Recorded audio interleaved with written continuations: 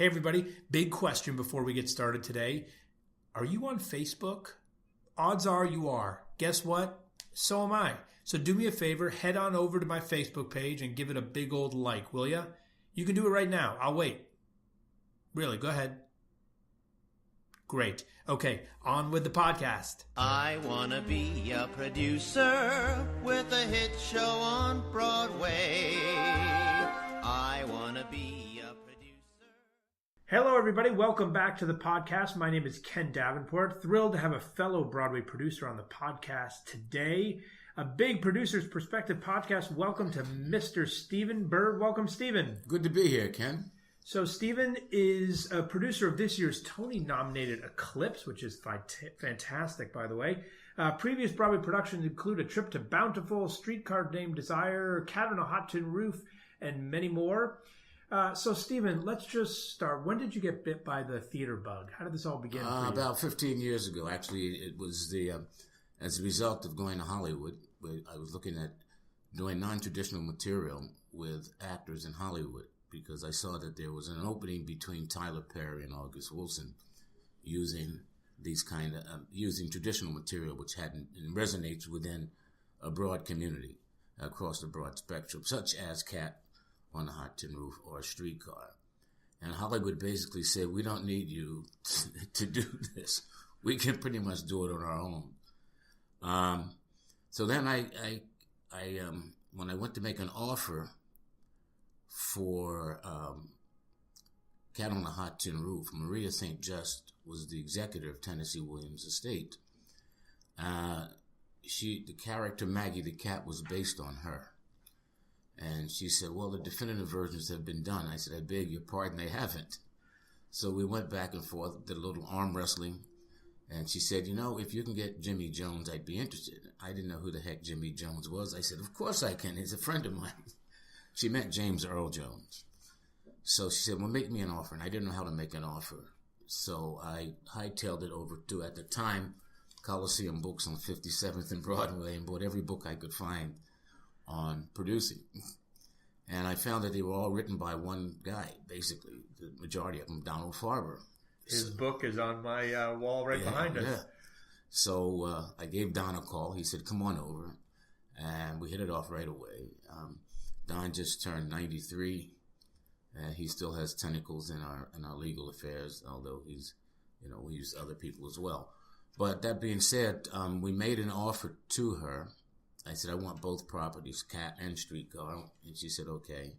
We made an offer, and she accepted the offer, and 3 days later she passed away. I went out, and Don put me in touch with Lloyd Richards. At the time, he was the dean of Yale Drama School and did all of August Wilson's plays, as it happens. We cast James Earl Jones, Felicia Rashad, and Lawrence Fishburne and Angie Bassett. And so Lloyd was doing multitasking. He was teaching up at Yale, as well as doing 7 guitars for August Wilson and Cat as well. James had to leave to go do Verizon commercials. And my mandate was I didn't want to do the play, unless it was an event. So I said, I'll just wait. I got a call out of the blue from Debbie Allen, who said, I understand that you have the rights to Streetcar. I said, I do. She said, if I brought Denzel to the project, could I direct it? I said, of course you can. So we met with Denzel, and we hung out for a while, and then Denzel said, make a deal. He said, contact my agent, Ed Lamato, see what you can do. Make a deal. I want to do it. So I was in touch with Ed Lamato, and we had pretty much gone back and forth, and we were inking, a term sheet, letter of intent, if you will. And then I get a call out of the blue from him, and he said, I don't want Denzel to do this. I said, well, why? He said, have you read the trades? I said, no, cut to the chase. He said, Alec Baldwin and Jessica Lange are reprising the role for Hallmark Hall of Fame, the TV show. I said, what does that got to do with a diverse cast? He said, I just don't want him to do it. So after that episode, I kept the rights alive, and then I went back. My origins are a product of Wall Street. After that Hollywood debacle, I decided to re-up again financially. So I became a partner in a major private equity firm. And then I happened to be dating an actress who knew just about everyone in the business. And we went to an event, and there was this actress by the name of Holly Berry there. And so I asked Holly, I said, would you come to Broadway? And she said, I would love to. And I ran right back and got I got re-optioned the properties again, and Holly went off and got pregnant. So I was all dressed and nowhere to go. After that, I decided full steam ahead. And that's when I put together the production that went to Broadway, which became the biggest grossing play at the time on Broadway, with James Earl Jones, Felicia Rashad, and Nika Nani Rose, and Terrence Howard. So that's basically the short version. So your approach of casting all African Americans in Cat on a Hot Tin Roof or in... No, we didn't. We cast Daphne Rubin Vega in Streetcar, and we cast, what's his name, Almana Salvador. Yeah. So your approach about casting the diverse cast in plays that are traditionally all white, or a majority of it, can that be done to any play, or were these plays that you sought out very specifically because you thought this treatment of it would be more powerful than others? Well, and reading about them, and I have seen them on many occasions.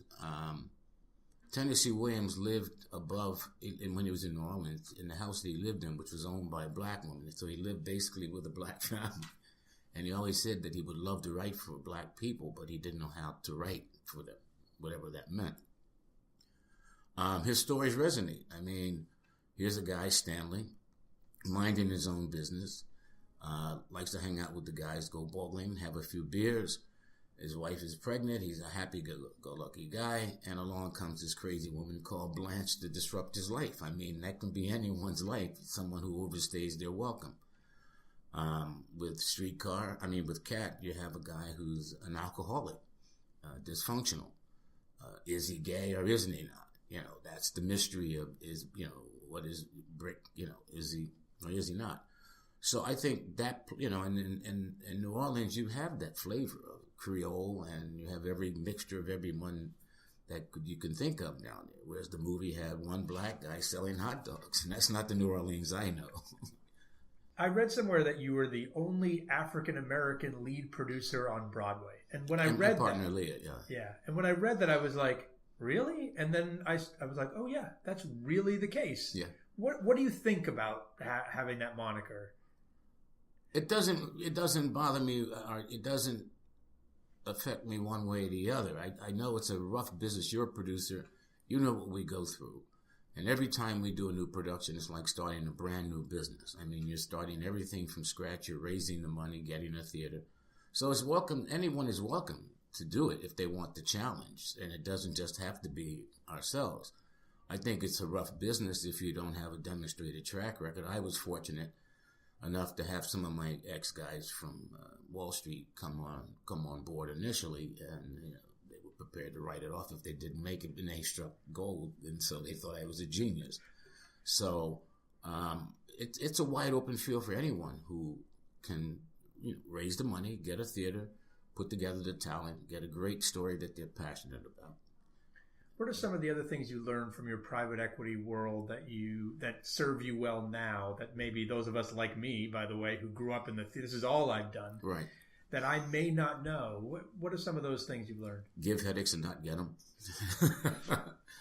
I think there's basic business practices that in the theater business that's somewhat anachronistic. It's been done that way over the years, and it tends to perpetrate itself. And so we try to come in with new ideas, not unlike yourself, and look at new analytics and another approach to the market. We're fortunate because as going after the African-American market, not primarily. We go after the traditional theater goer first, and anything else is low-hanging fruit. But we get 2 bites at the apple, because if I did an all-white production and I got a bad review, I'd be done. Here, I get a second bite at the apple because they want to go see the Lupita play, or they want to see Terrence Howard. They don't care what the critics write. They just know what they want to see, and it's a huge market that's been neglected for Broadway. And about that market, what do you think we can do to get more diverse audiences? Outreach. I think that you have to, beyond the typical musicals, there's outreach in the community. For example, I took the cast over of Eclipsed to a church in Brooklyn, which has 45,000 member congregation. I get 10% of those people to come to the theater. I'm doing pretty well, and they've sold a number of tickets, brought in a number of groups just from that particular church, which is streamed every Sunday and Wednesday, and they're on 4 other campuses, internet campuses. So it's a broad outreach. We go to Harlem, and I think when people when they can touch and see and feel an actor, they feel close to it. I mean, that you've reached out to them, and that, it's not just build a field and they'll come. So those are some of the things that we've done that have been successful. I love that the church is live streaming. They're more technologically advanced than Broadway. Absolutely. Yeah, absolutely. This is a huge, it's 5,000 members that can be seated every service. There's 3 services plus the streaming, and they have a campus out on Long Island as well. So it's a broad outreach, but you have to do those little things for that particular audience to bring it in, and as well as advertising and non-traditional media. There was a producer who mentioned to me at one point about Motown. He said, we're not getting a lot of the black audience. And I said, well, you got to reach out to them. It's a gap in that area because, in doing projects, you look at, for example, A Cat on a Hot Tin Roof. Our parents and grandparents referenced the movie with Paul Newman and Elizabeth Taylor, whereas the younger generation knows nothing about it at all. But Terrence Howard brought them to the theater, so they learned about a classic. So demographically, you're casting where James Earl Jones is like the anchor, Darth Vader beating up on Miss Huxtable. You have on the other end Terrence Howard. So we try to look at it from a demographic standpoint in casting as well. Tell me about Eclipsed. Obviously, very exciting, nominated this year. Yeah, we had 6 nominations. I've been pinching myself 6 times. And as I look at your wall, I said, that's what I want. Some gold, some medals up here as well. Get some medal at the awards. Eclipsed is the story of 5 women who, during the time of the Charles Taylor War in Liberia, are captured and become sex slaves. It's a story of empowerment. It's a story that has a lot of humor of how they endure and exist. Starring Lupita Nyong'o, who was in 12 Years a Slave. And each woman it's the first play on Broadway directed by, written by, and acted by all females. And each member of the cast is from a different African country. So it's pretty unique in that sense.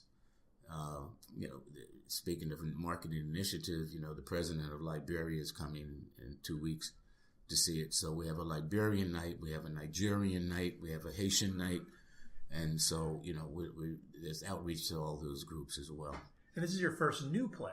It's the first time. I've never done, I've never done a play before. It came to me because when we did Romeo and Juliet with Orlando Bloom, my partner and Leah and I were not at the audition, and Lupita had come to the audition, and they offered her an understudy role to Condola Rashad, and she turned it down, and a week later, 12 Years a Slave blew up. So I reached out to her manager, and I apologized profusely and said, I'd love to do something with it. I got an idea.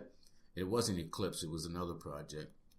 And she said, okay, I'll take it to her. At the time, she was in London doing Star Wars. And she called me back and said, well, you never asked me what Lupita wanted to do. And I said, well, what is that? She said, there's this project called Eclipsed, So I said, "I'll send it to me." As fate would have it, my mentee told me later on that she was Lupita's roommate at Yale, and that I should be reading this play called Eclipsed that they did, that she might be interested in it. So that was 2 hits for Eclipsed. The third one came, Lupita took the play to Oscar Eustace, the head of the Public Theatre in London. Oscar, in turn, reached out to my partner, Alea, and wanted to know if we'd be interested in partnering with him. So it came 3 different ways to us. And so we ended up doing the project. Without Lupita, we would have never done it, because it's a risky project under any circumstances, and given the economics of Broadway, people want to come out the theater feeling better than when they went in. You don't want to pay $100 coming out. But this is a very, very funny and uplifting story about a very serious subject. You've dealt with a lot of big names that have come into Broadway, some for the very first time. What's it like? How do you deal with the big Hollywood star that comes in? Do you find they enjoy it? What's their biggest thing they have to learn when they get here? Discipline. I think that, it's when you're shooting a movie, you can, do 1 to 10 takes and go back to your Winnebago. Here, the discipline comes like the reality sets in that, oh my God, I got to do this 8 times a week, the same role, and before a live audience. And a lot of them don't have that discipline. So I surround them to the best of my ability with people who are theater veterans, who have a lot of experience, that can give them that guidance and mentor them, if you will. Who's the one big star you would love to get here that you haven't been able to get yet? Of course, Denzel is off the top. Will Smith. I think some of these. Denzel will come back every 5 years. Sam Jackson is another great actor.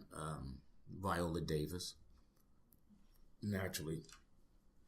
I think that for me, I will be more focused going out the next time on seasoned actors who happen to do television and film, not unlike the British. The British, they do TV and film to enable them to do the West End because of that love, whether it's Helen Mirren or Judi Dench or whomever. They keep coming back to the theater. It's a challenge with people who are not seasoned vets in theater. They can be theatrically trained, but to have that discipline is something that's a challenge. And now that you've worked on a new play as well as some revivals, do you have a preference? Would you want to do new plays? Or let me ask you this. If you could only do one, new plays or revivals for the rest of your career, which one would you do? Musicals.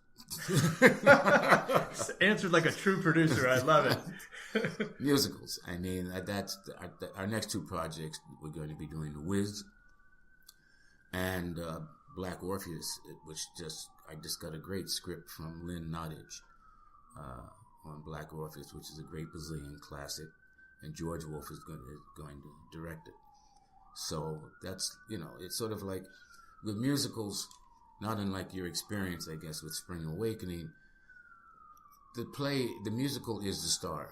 You don't know who any one particular Jersey boy is. You don't know, Phantom of the Opera.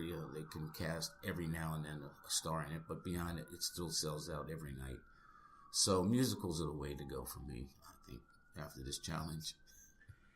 And let's talk a little bit about the Tony Awards. You're in the midst of this crazy period that I call the Broadway cage match, which is right, when all these shows are vying for now votes and award. Is there anything you can do? Do you believe in campaigning for an award? I don't, there's a lot of competition and you're throwing a lot of dollars out there. And I just think that you can just do the best that you possibly can and let the play stand on its own. The Tony voters that have come to see it will voice their opinion at some given point. I don't know if the ballots go out this week. I would presume this week or next week. But I can't, there's other producers that can afford to buy 4 or 5 pages at $80,000, $100,000 a pop in the New York Times. We really can't continue to chase that. That's economically it's not feasible just to roll the dice that you may get that award. Let me ask you a question. I was talking to a writer friend of mine who wrote a play, a white writer friend of mine, I should say, who wrote a play about an African-American family in Detroit. And I bring this up because you mentioned Tennessee Williams living below a black family.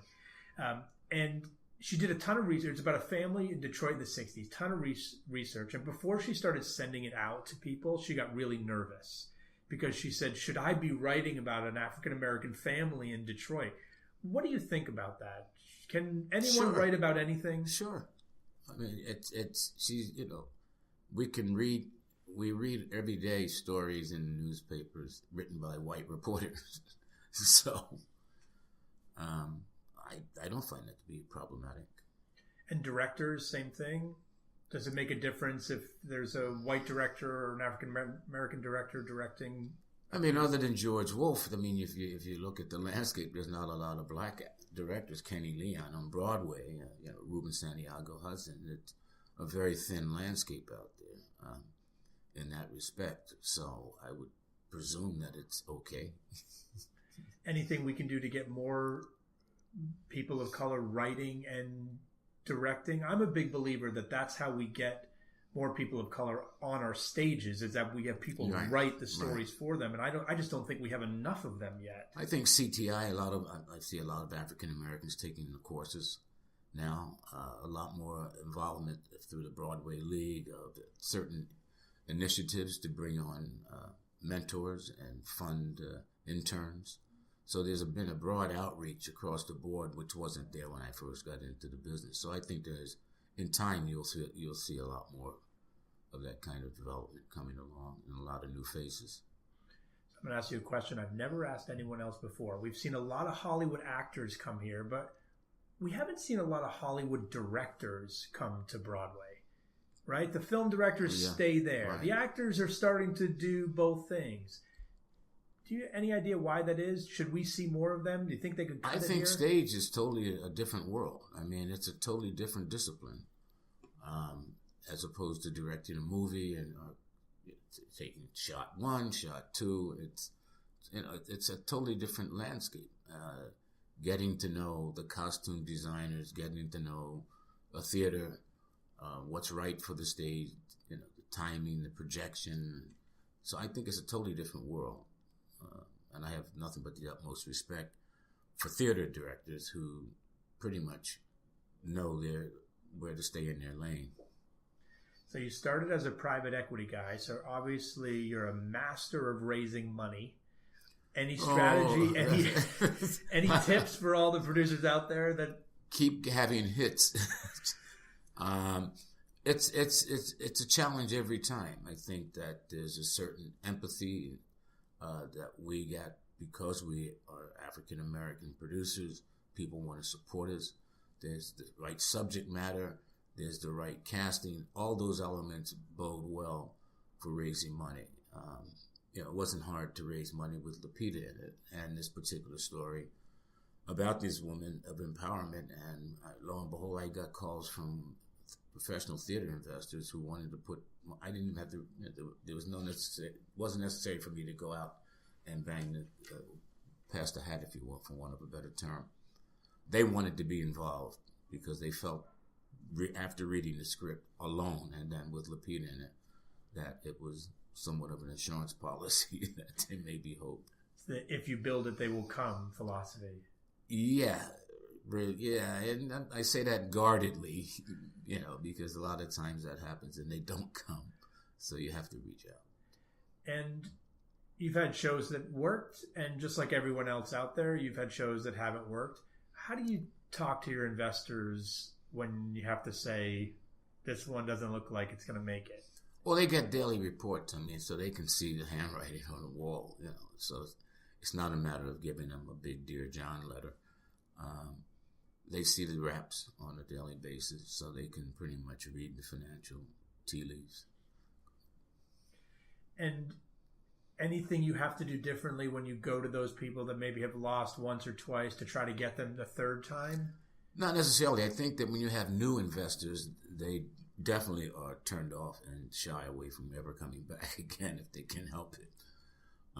So new investors are very difficult to to resurrect or bring back or rehabilitate, if you will.